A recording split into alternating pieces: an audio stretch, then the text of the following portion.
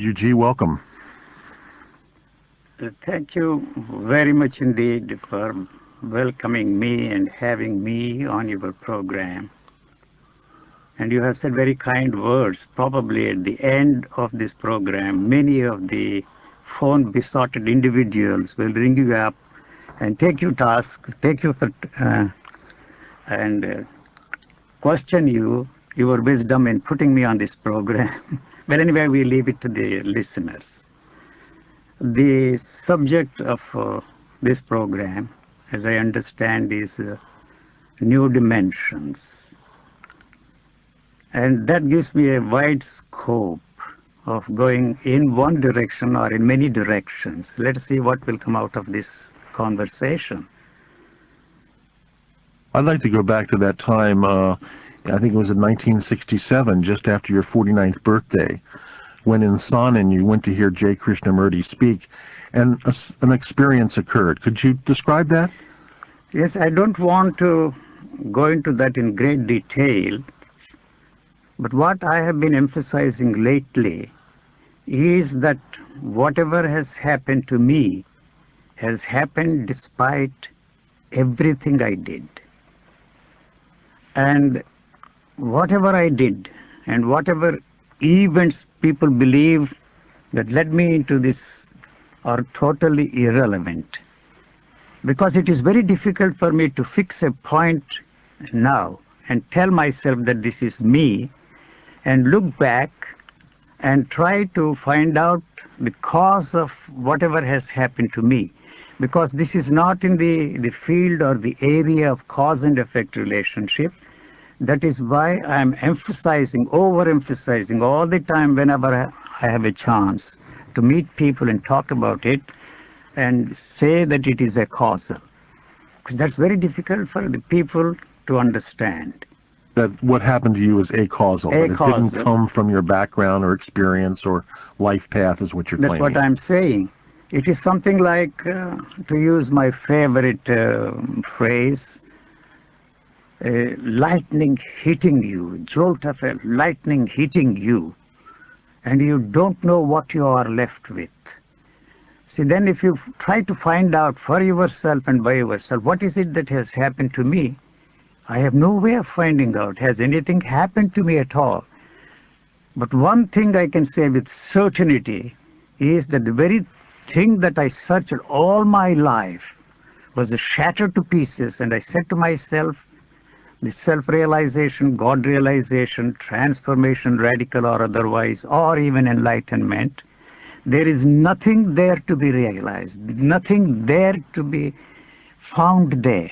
The very demand to be free from anything, even from the physical needs of the body, just disappeared. And I was left with nothing. And whatever comes out of me depends upon what you draw out of me. So I have actually and factually nothing to communicate, because there is no communication possible on any level. See, the only instrument we have is the intellect. And we know in a way that this instrument has not helped us to understand anything. So when once it dawns on you that that is not the instrument, and there is no instrument, no other instrument to understand anything, so you are left with this puzzling situation that there is nothing to understand. So it would be highly presumptuous on my part to sit on a platform or accept invitations like this and try to tell people and your listeners that I have something to say, that I have come into something extraordinary which nobody has come into. But what I am left with is something extraordinary. Extraordinary in the sense that how it has been possible for me, not through any effort, not through any volition of mine, that everything that every man thought, felt, and experienced before you is thrown out of my system. So you can say that, you see, it is indeed a courageous thing that has happened to me. But I cannot tell people that through courage you can put yourself into that kind of a situation. So it is very difficult to tell people how it happened because they are only interested in finding out how it happened to me, and their only interest is to find out the cause and what led me into this. But when I tell that this is causal, it is very difficult for them to understand and accept it. Their interest is to find out a cause and make it happen to them. Well, I think it is useful sometimes to talk about one's realization as to when and how it happened. And going back to Sonnet in 67, what happened to you is you realized that the speaker, in this case, it was J. Krishnamurti, was saying something that you were already living, and you realized that in that moment. You see, the one thing that occurred to me when I was listening to him, suddenly dawned on me, why the hell have you been listening to this man? From the description, you feel that you are in the same state as that man. So I said to myself, I am in the same state as that man, assuming for a moment that he was in the state that he was describing, and in the same state that the great spiritual teachers were. What the hell have I been doing all my life? Why the hell am I here sitting and listening to him? And then I walked out.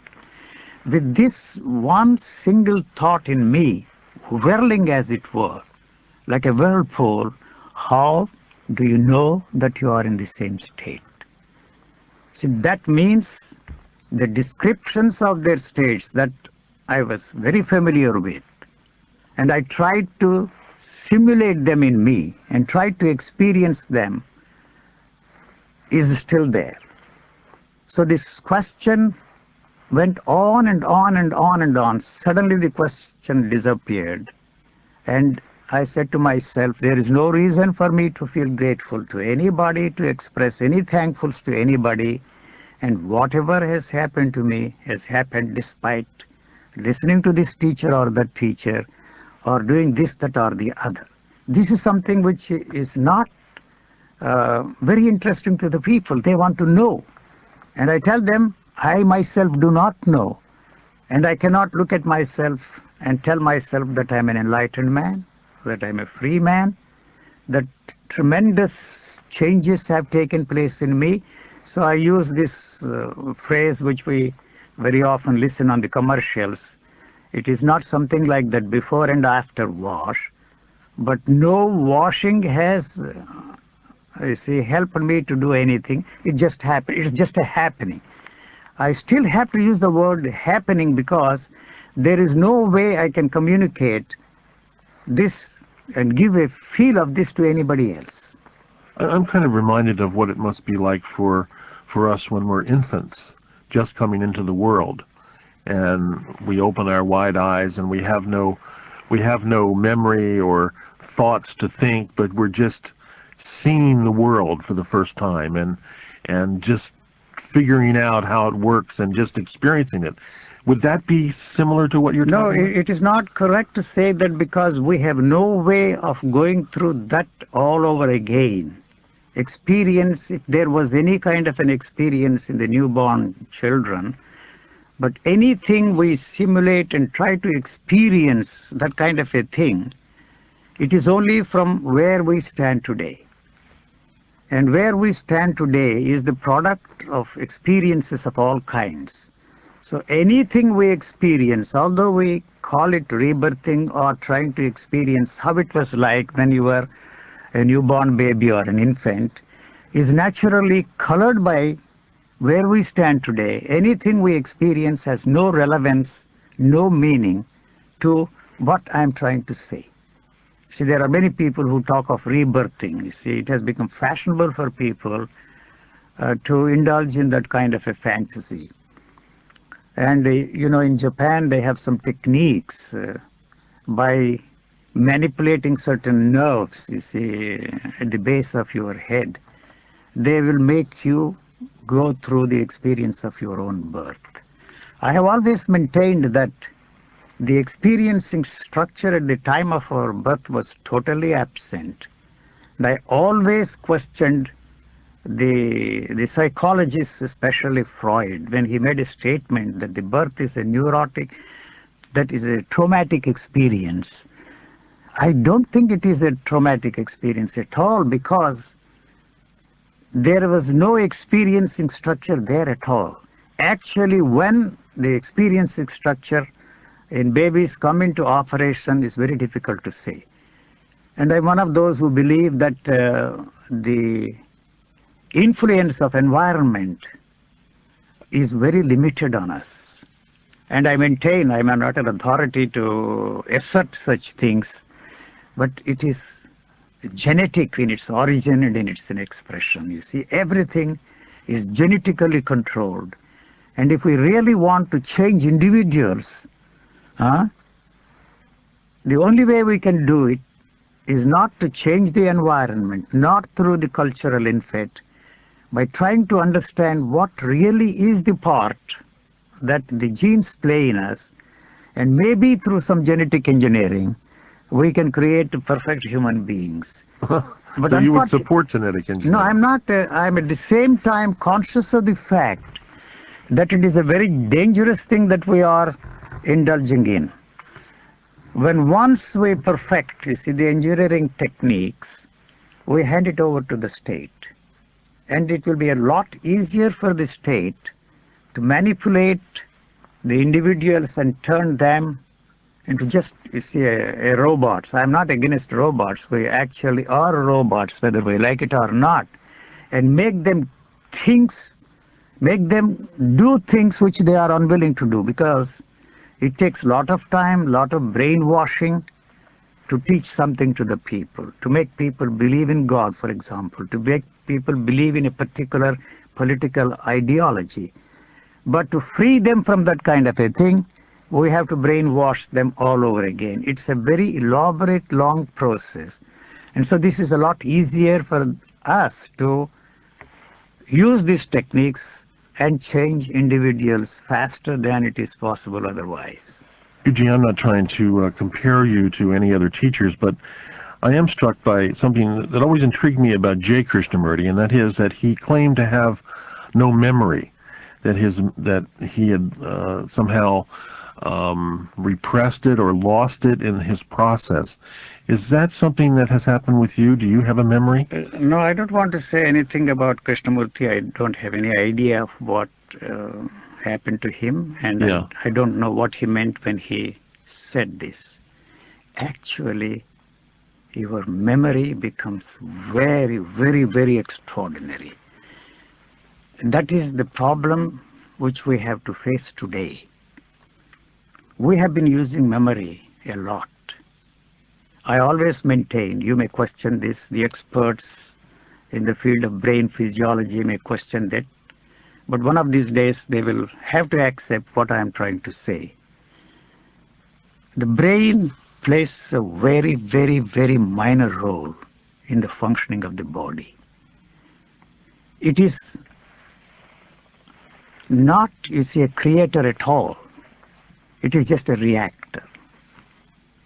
And what this memory is, we really don't know yet. One of these days, these experts who are dealing with this problem of memory will come out with the answers which we have to get what these neurons are.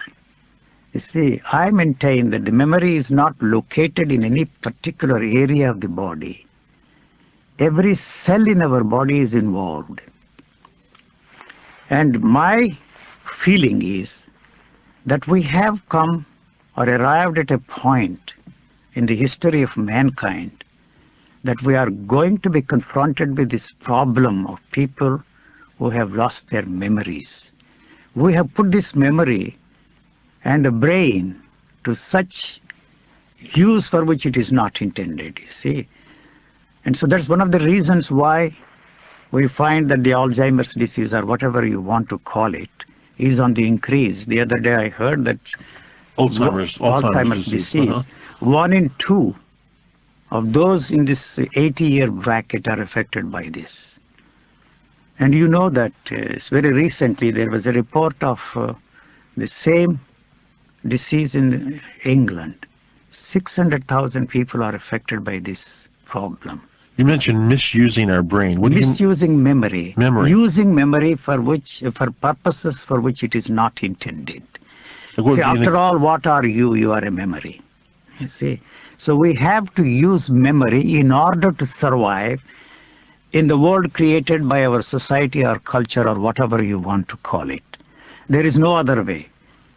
And I know that you will say that it is the extension of the same survival mechanism. No doubt it is. Well, I remember that fire burns, so I try not to put my hand in Automatically, fire. there you don't have to use your memory, you see. You know, automatically, you see, remove it. That is the way this human body is functioning. But to survive in this world which we have created, the world of our culture, society, or whatever you want to call it, the constant use of that is an essential thing for us. Otherwise, you have no way. The whole education is built on the foundation of how to develop your memory. I don't know if I'm going off the tangent, but anyway, your new dimensions gives a scope for moving in one direction or in all directions. Yes. I usually Omnidirectional. hop, jump, and skip, but we try to stick to this point which I'm trying to make. Unfortunately, the humanity has placed before itself the model of a perfect man.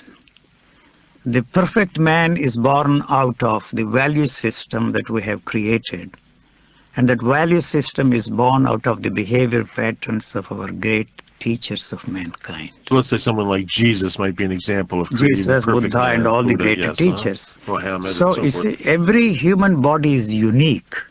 Nature is not interested in creating a perfect being, but its interest is to create perfect species.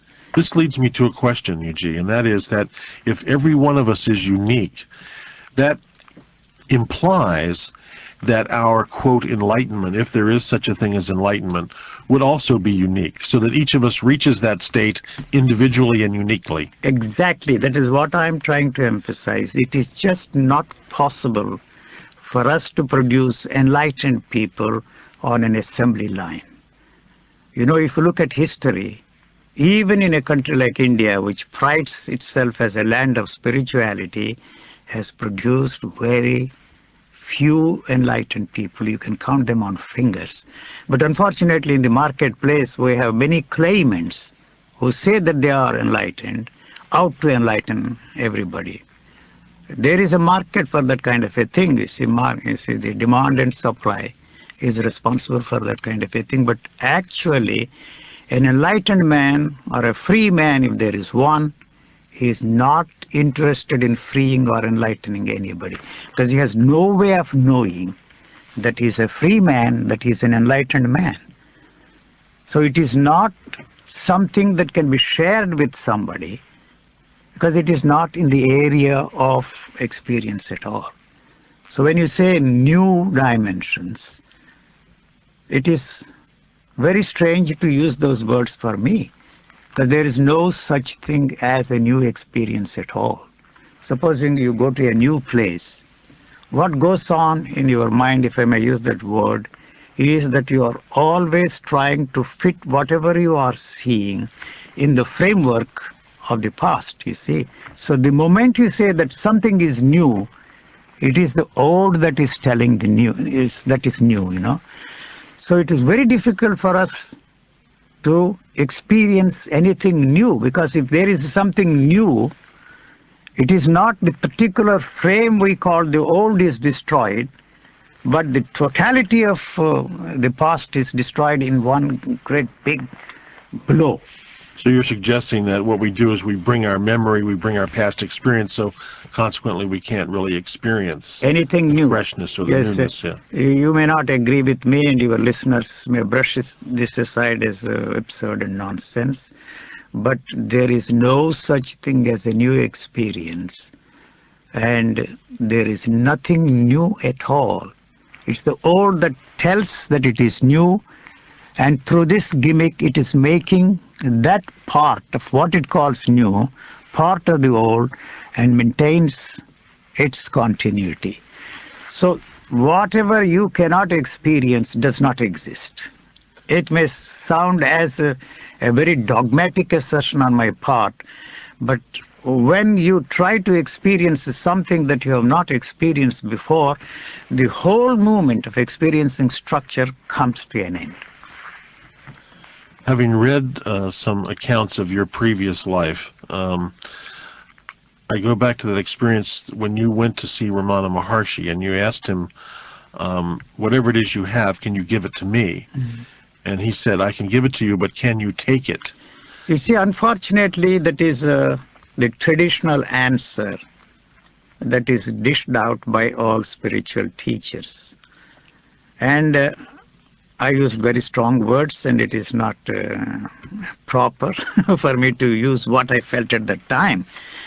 But what is reported in the so-called story of my life is a garbled version of what actually I felt at that time. Uh-huh. Anyway, anything I say today is irrelevant because I don't know what I felt at that particular moment, and there is no way I can relive through that experience from here. So I said to myself, what is it that he has? And if there is anybody, you see, in this world who can receive it is me, I said to myself. And so I walked out, you see. And so that in a way decided another phase of my life. The whole traditional approach to the whole question of enlightenment was thrown out of my system. Although I continued to read books on religion, studied philosophy, studied psychology, and studied science, I tried to find out answers, you see, from those people who have not been contaminated by the traditional teachings of the people. Like I got interested in the Western philosophy, interested in science, and trying to find out the answer to my basic question. My basic question was one question. Although I studied psychology and different schools of psychology, I felt very strongly, where is this mind that we are concerned about, that we are trying to understand, study, change? Why we talk of a total change, you see, in the makeup of the mind? I don't see any such thing as mind there at all, let alone the transformation of mind or mutation of mind. This always intrigued me, and I questioned everybody about this mind. But at that time, I didn't have the certainty that I have today. You see, the certainty that I have, there is no mind, is something which cannot be transmitted to anybody, however hard I may try.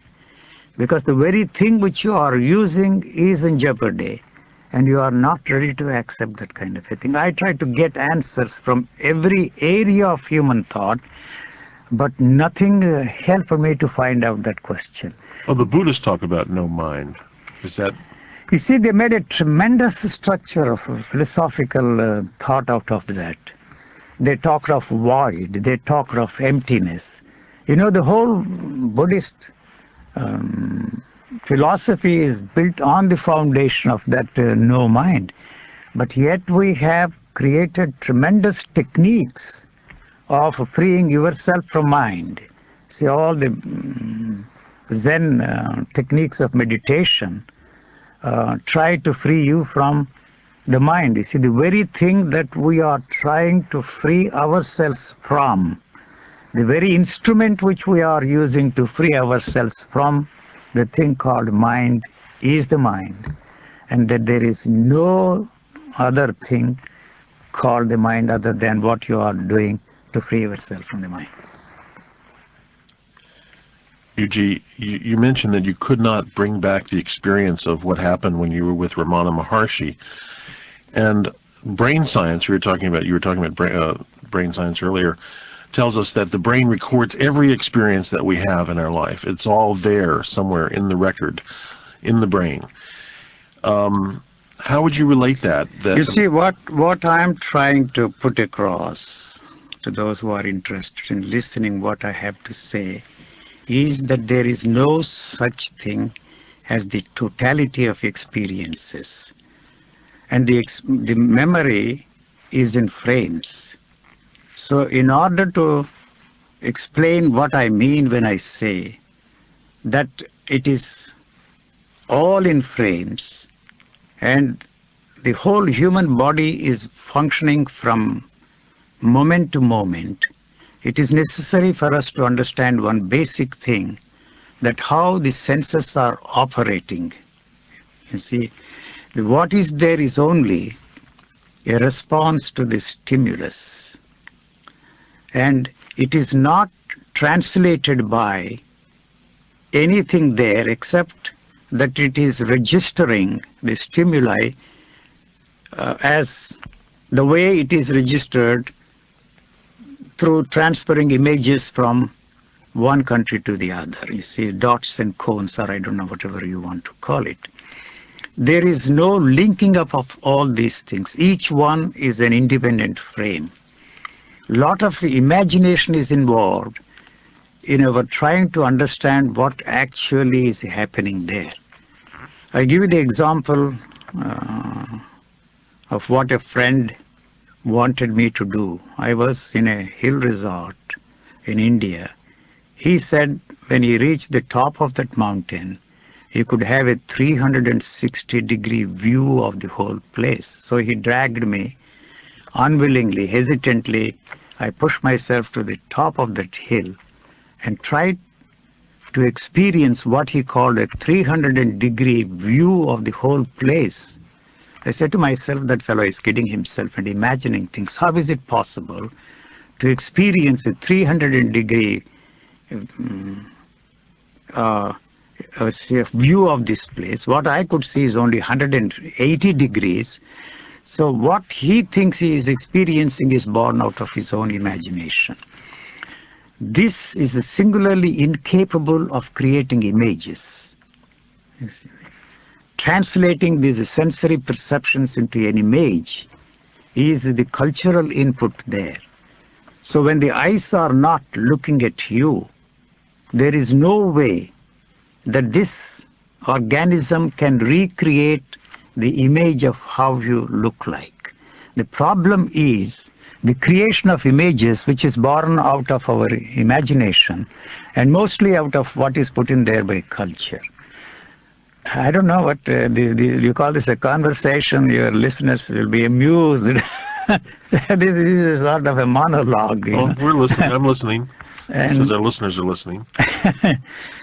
So what I'm trying to say is that what the brain does is to translate these sensory perceptions within the framework of memory. That memory is not a constant factor, you see. So when once, you see, say for example, you are seeing without a seer in the sense that there is nobody who is seeing, there is nobody who is looking at things. So what happens is when the light falls on the object and activates your optic nerves, it throws an image on the retina. This is what we have learned from the study of our biology, and that is what the physiologists have taught us in our school. But actually, if you want to experience the fact that that is the image of what you are looking at, is something which cannot be experienced by us. Why I give this example is to free ourselves from many of the ideas we have of what memory is, what is happening. So when once you see the optic nerves are activated, they in their turn activate the neurons in the brain and bring the memory into operation and tells that that is that, you see. So the next frame is quite different from what the frame was before. So let me give you the example of the movie camera. The movie camera captures whatever is happening in frames. You take, for example, the movement of hand from here to there.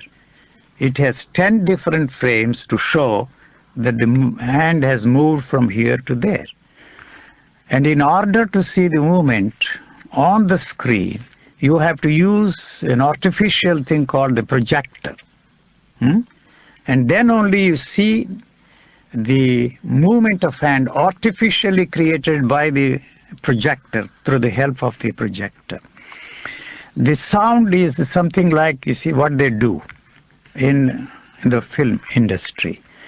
The sound is 19.5 frames. There is a difference between what you take and then the sound, 19.5 frames difference there is. So in exactly the same way, the thought is very slow.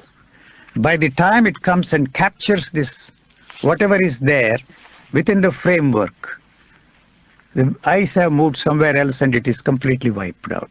I'm thinking of television might be a good example too of that, where the picture is never really there. It's just a collection of dots. It's a collection of dots. And it requires our brain to put the picture together. The brain is operating in exactly the same way. The whole thing is registered as dots, and the pictures are taken in frames. So there is an illusion that there is somebody who is looking at the things. Actually, there is nobody who is looking at the things. It may sound very strange to you when I say that there is nobody who is talking. You know, you are the one that is making me talk, and there is nobody here who is talking there. There is nobody. It may sound very strange to you, but that's the way it is. It's so mechanical that we are not ready to accept the mechanical functioning of this living organism. So you have no sense of identity, personal identity, yourself? No way, because there is no point there, there is no center there, there is no psyche there, there is no I there. The only I that I can find is their first person singular pronoun. I have to use that first person singular pronoun to differentiate the second person singular pronoun. That's all. But there is nothing there, there is nothing you can say that this is me. That is the reason why I cannot tell myself that I'm a free man, that I'm an enlightened man, and I have no way of knowing that you are not an enlightened man, that you are not a free man, and there is no need for me to free you or enlighten you, because I must have an image of myself, and in relationship with that, I have an image of you. So the images we have there are related to what we would like to be, what we ought to be, what you should be, what we must be. As you travel around the world, Yuji, and you visit India and Switzerland, you come to the United States on occasion, there are people that gather around you.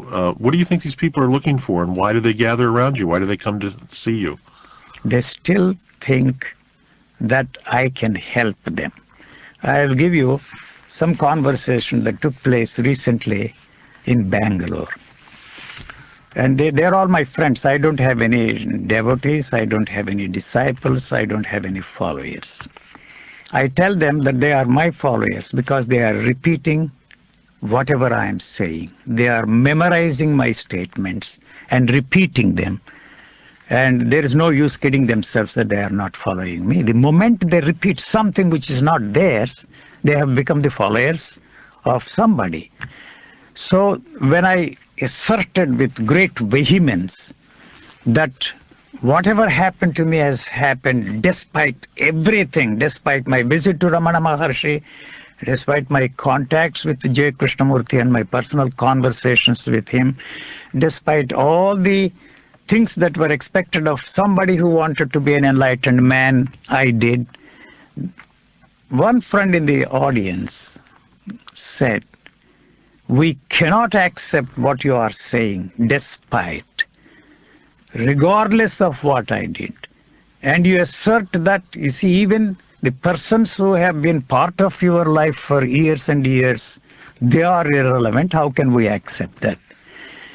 You see, the problem is very simple, he said. If we accept what you are saying, that whatever has happened to you has happened regardless of what you did, and everything is irrelevant, we lose the only hope that we have in you.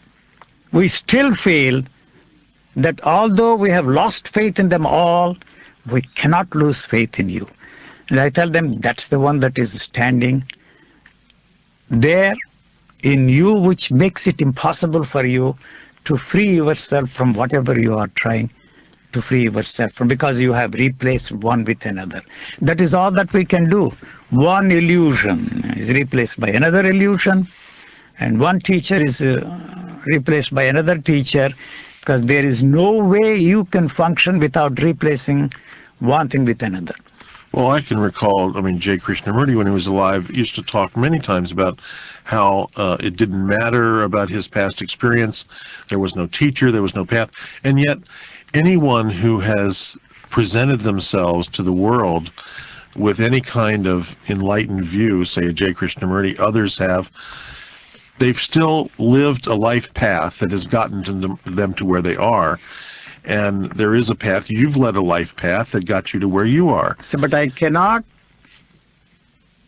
you see, suggest anything that didn't play any part in my life. That would be something false, falsifying the thing, you see. What you're saying, that each of us has an individual and unique life path, and out of that comes what comes. The uniqueness of every individual cannot express itself because of the stranglehold of the experiences of others. Mm-hmm. So after all, you don't exist, I don't exist. You and I have been created by the totality of those experiences. And we have to use those experiences in order to function sanely and intelligently in this world. So are you creating me now? You are creating me. Are you creating me? No, I'm not creating you, because I don't have any image of myself here. So whatever you see here is your own creation, and it is the projection of the knowledge you have of me. No, I don't know if you get what I'm trying. I am not involved with what is going on there in you. But here what is involved is only the reflection of whatever is there in front of me on the retina. And the translation of it is absent because it is part of that movement that is going on there. So what I get from that is that nothing really matters. That it's just a matter of living each moment as it comes. You see, that we mislead, we place ourselves in a situation where we think it is possible to live from moment to moment. It is the body that is functioning from moment to moment. Okay, the body functions the from moment one to moment. that is interested in living from moment to moment, which is mind, quote and unquote, is not possible because its survival depends upon the repeated experiences, the continuity of the knowledge that it is me. It is not something else. You see, so you have to maintain that center all the time. And the only way you can maintain that center is through the repetitive experiences, repeating the same old experiences all over again. And yet imagine that one day you are going to function from moment to moment. It is this hope that gives you the feeling and also some sort of experiences that you are living from moment to moment. But the possibility of living from moment to moment is never there because its interest is only to continue. And this has invented the idea of living from moment to moment and no mind stuff and all that kind of a thing. And through that gimmick, it knows that it maintains its own continuity. I have experiences in my life, Yuji, and I can only speak from my experience, where I am so involved in the experience, so immersed in the experience, that I have no sense of myself, that I have no sense of my identity. I think other people have similar experiences. I think we all do, where we're so at one with our activity that we lose ourselves in the activity. And in that sense, we are living in the moment. It is not correct to say that because your involvement in whatever you are doing, see, is a sort of high, you see. Sort of what? High. High? Yes. It's And just an experience. It's just an experience which you want to place it on a higher level and think that you are absorbed in it. You see, it is like But trying you're to... not thinking about it. The thinking, Thought doesn't enter into it. No, the thought is very much there because you have made that into an extraordinary experience, and you are wanting to be like that always is the one thing that it is not possible. Walking in the A woods. musician, you see, thinks that he is absorbed in what he is doing. So it is demanding your total attention to express whatever you are doing. And when two things are not there, it is a lot easier for you to express it effectively than when you are thinking about it. but it's the only time I really think about that experience is after it happens. Then I reflect on it. When I look up in the sky and see a hawk flying across the sky, I see the hawk. And then afterwards I reflect on it and say, oh, I saw a hawk. That is But in the moment of seeing the hawk, I'm not thinking about it. You see, that is not correct, because we have been made to believe, and probably you accept that statement, that while you are experiencing a thing, you are not aware of it. The fact that you recall, whether you name that as a hawk or not, implies that, you see, you were very much there. I know a lot of people who tell me that we were in thoughtless state. There were moments when I was not there.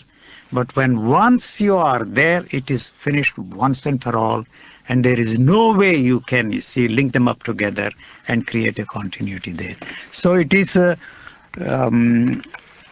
highly questionable, that statement that when you are experiencing a thing, you are not aware of it, and you become aware or conscious of it only after the experience is gone. If that is so, it would have shattered the whole experiencing structure once and for all. It would be like something, an earthquake hitting this place, and what happens, nobody knows. A shifting of things have taken place, and it functions in a very normal, natural way, and it has found a new sort of an equilibrium. So Yuji, I want to keep our dialogue going here, so that's my quest. So I have a question. Why are we here? It's very simple. You have a program, and people want this kind of a thing. And I have become a party to it. Why are we here as human beings living right now? Oh, you mean that, not why we are here well, carrying on this dialogue? That too, that too. There's many levels here. Why do we ask that question? Are we here? What is it that tells you that you are here? Are you there now? It is the knowledge that tells you that you are here. That I am here. I have some awareness of being, of experiencing. I can feel. If the feeling is also a thought, you see, we want to feel that feelings are more important than the thoughts, but there is no way you can experience a feeling without translating that within the framework of the knowledge you have. Say, for example, you tell yourself that you are happy. You don't even know that sensation that is there is happiness. So you capture that sensation within the framework of the knowledge you have of what you call a state of happiness and the other state is unhappiness. So what I'm trying to say is, it is that knowledge that you have that has created this and helps you to experience yourself as an entity there, as something there.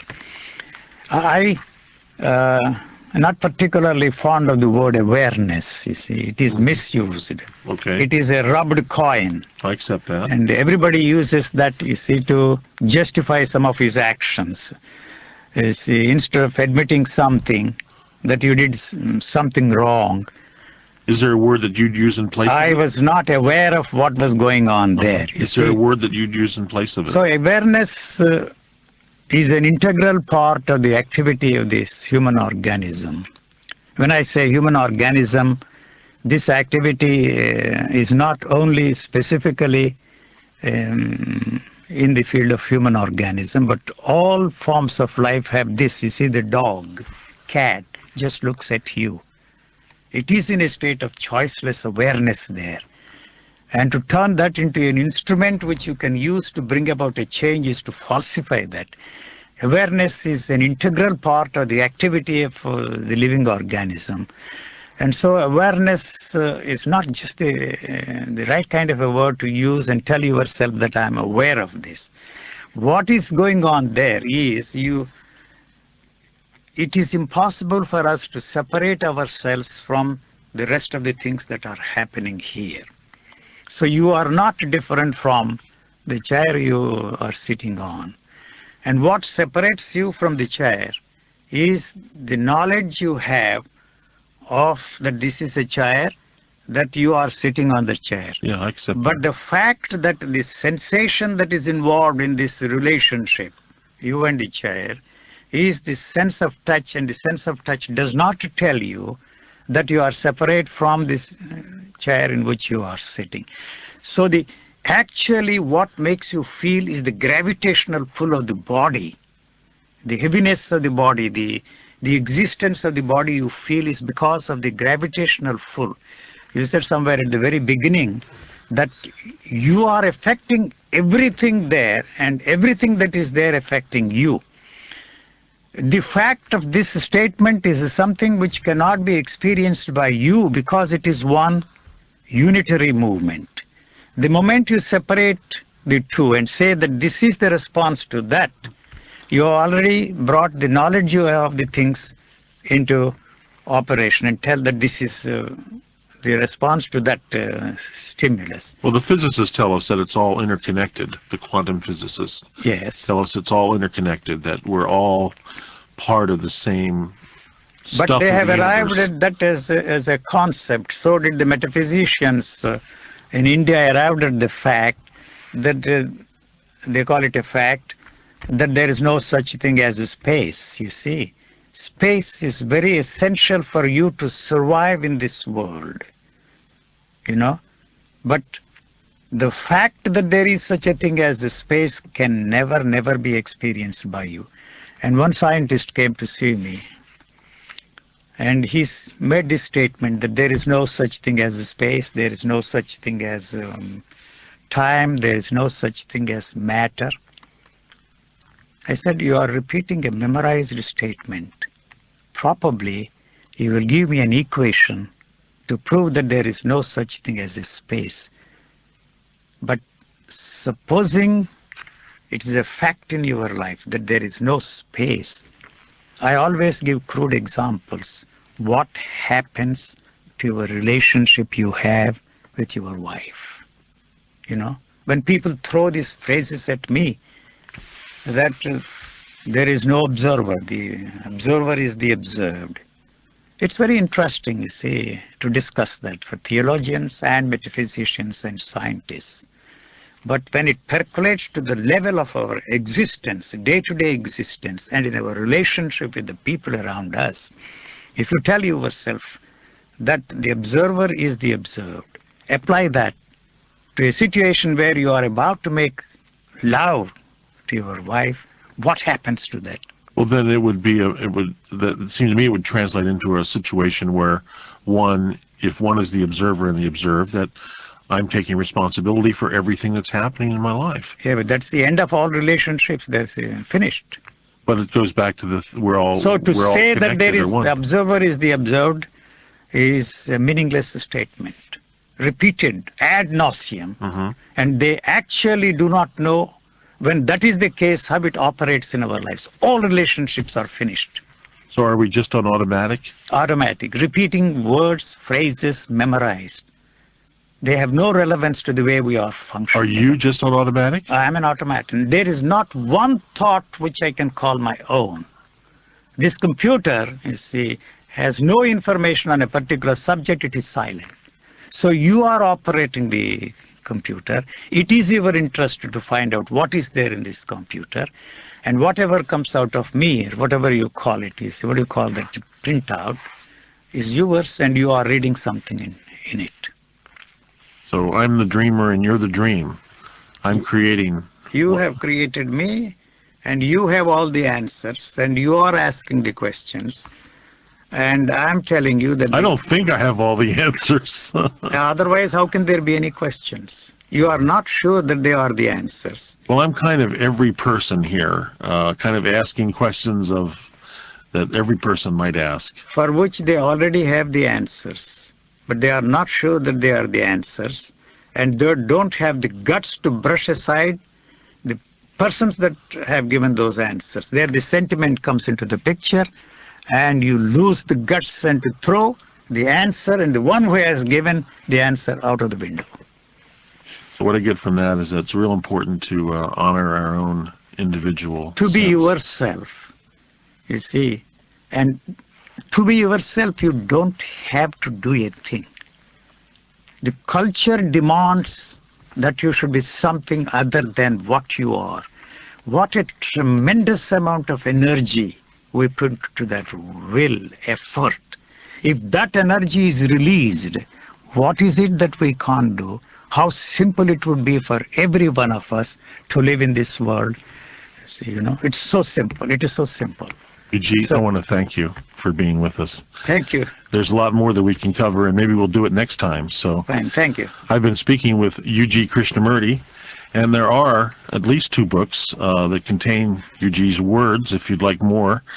Mind is a Myth, and a book called The Mystique of Enlightenment, neither of which Eugene claims he authors or claims copyright ownership of, but they are available. My name is Michael Toms. On behalf of the New Dimensions radio community and all those who are members of Friends of New Dimensions, I'm wishing you well.